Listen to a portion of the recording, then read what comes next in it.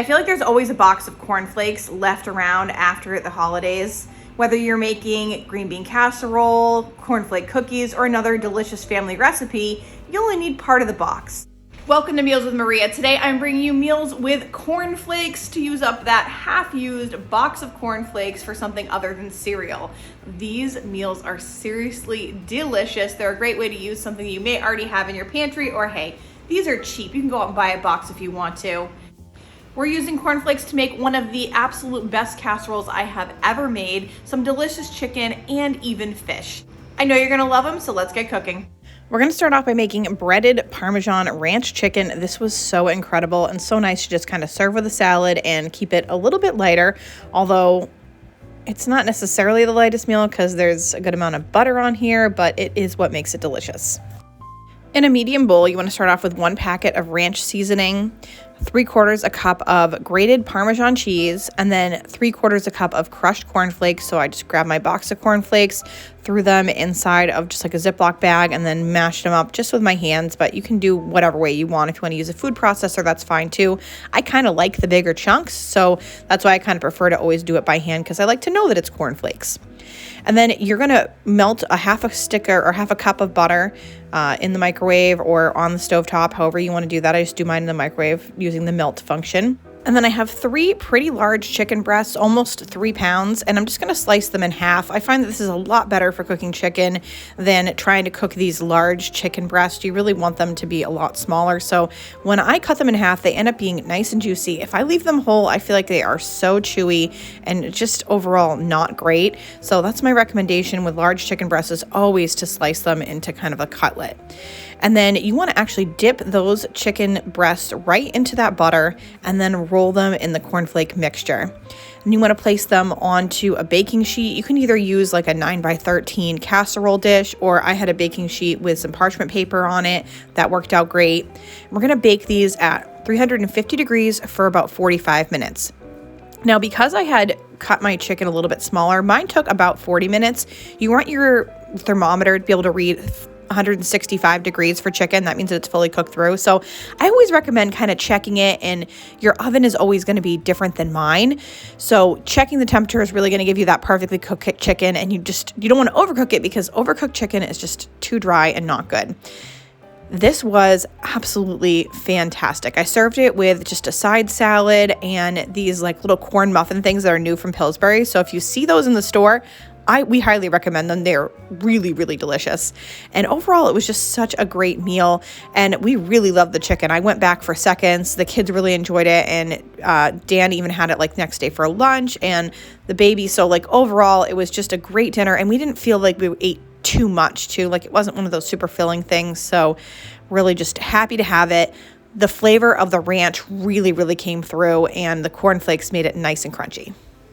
Next up, we have Firefighters chicken spaghetti. And like I said, this is probably one of the best casseroles I have ever made. It's very reminiscent of like a turkey or a chicken tetrazzini, but I would say that it is 1,000 times better. It was so rich and so flavorful. The only thing I regret was making the entire recipe because it will definitely feed a hall full of firefighters.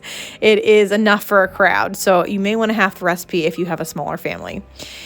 You want to start with 1 cup of sour cream, 1 can of condensed cream of chicken soup, 1 can of condensed cream of mushroom soup, and 1/2 cup of whole milk.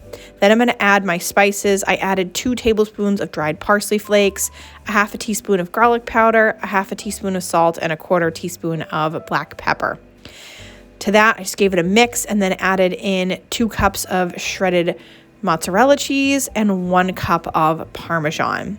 And then you want to cook about 12 ounces of spaghetti according to the package instructions. I think you could use a different type of pasta here too, but I like the spaghetti. And you just break the spaghetti noodles in half so that it mixes up really well in the casserole. And then for chicken, you're looking for 5 cups of cubed or shredded chicken. I chose a rotisserie chicken. I know it looked like a little burnt on there, but that's just the skin. The rest of it was really good. It was totally fine. And this small rotisserie chicken filled the whole casserole just perfect. If you don't have that, you can always use shredded chicken from something else. You can do chicken in your Instant Pot, or you could even use canned chicken for this, especially if you're going to half the recipe. A couple of cans of chicken will be more than enough to fill this up.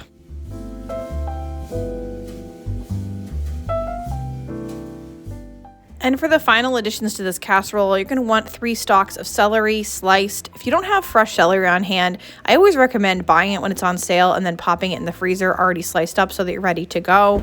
But if you don't have it, I think it's going to be fine without it. You could always add like a little bit of celery salt to give it a little bit of that flavor. It is good in it, but it's not 100% necessary. You're also going to want 1 fresh diced onion. Also, if you don't have a fresh onion to use, a teaspoon of onion powder will do just fine.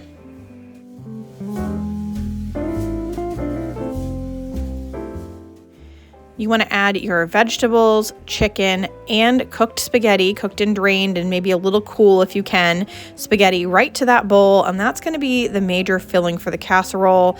You can smell how delicious this is when you're making it. Something about that parsley and the garlic and the cream of mushroom and the cream of chicken. I mean, it's really an incredible flavor and I know you will love it. So you just want to put all of that inside of a large casserole dish. So you don't necessarily want to go with a 13 by 9. Mine's a little bit larger than that. I think it's like 11 by 17 maybe. I'm not sure. Something like that. And your biggest casserole dish, choose that one because it's quite a bit of food. Then you want to melt a 1/4 cup of butter, and to that you want to add 1.5 cups of crushed cornflakes. And we're going to make the topping for this, and this is kind of where the cornflakes come in. I will tell you that it is amazingly delicious how good these cornflakes come out on top. They are so crunchy. The butter, obviously, cornflakes and butter, something about cornflakes and butter. It is so good. So just want to make sure that those are completely covered in the butter and then evenly put them on top of the casserole. And then you want to bake this at 350 degrees uncovered, and that's part of what makes those cornflakes so crispy, for about 45 to 50 minutes. I cooked mine for a full 50 minutes and I was very happy with how it came out, and it was steaming warm. And like I said, such an amazing flavor. It really knocked my socks off, at least. The kids liked it too. My husband liked it, but not like I was like, this is the best. So personal opinion, you have to try it and let me know what you think.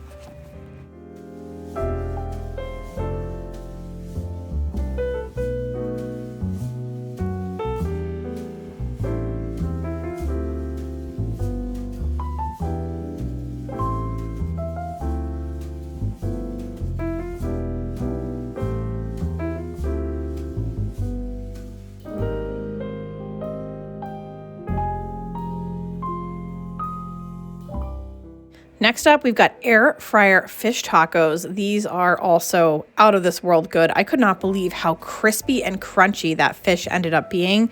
So amazing. So I had about 1 pound of cod, and I have got 3 bowls here ready to go. We've got 2 tablespoons of Parmesan cheese mixed with 2/3 cup of crushed cornflakes in one bowl. That's what I'm mixing up right now. And then in the other bowl that has flour, it also has a 1/4 teaspoon of pepper.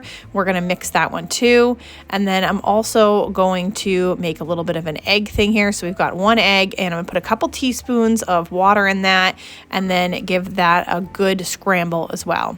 And we're just going to take pieces of the fish. You could totally just do the whole fish fillet if you wanted to, but I wanted to make mine smaller so that I could kind of break them up and put them in tacos, and dip that in the flour, followed by the egg, followed by the cornflake. And you just want to make sure that it's really well covered. I was surprised at how easy it was for that fish to become covered by the cornflake. Once you dip it in the egg, it really stuck very well. So that was great for me. And then you want to cook this in your air fryer at 400 degrees for about 8 to 10 minutes. I did mine for 10 minutes and I thought that it came out perfect. They were so crispy. You know, you don't want them to be like soggy or undercooked, but you want the fish to not be overcooked. And I felt like the 10-minute mark was perfect for my air fryer. I do have an instant Omni air fryer, but there are all different types, so you may know your air fryer better or just test it out and see how it works out for you. Because I was making tacos, I just made up a quick sauce to go with it that was sour cream, lime juice, cumin, and a little bit of chili lime seasoning. And you can just season it to taste, season with your heart, however you like it.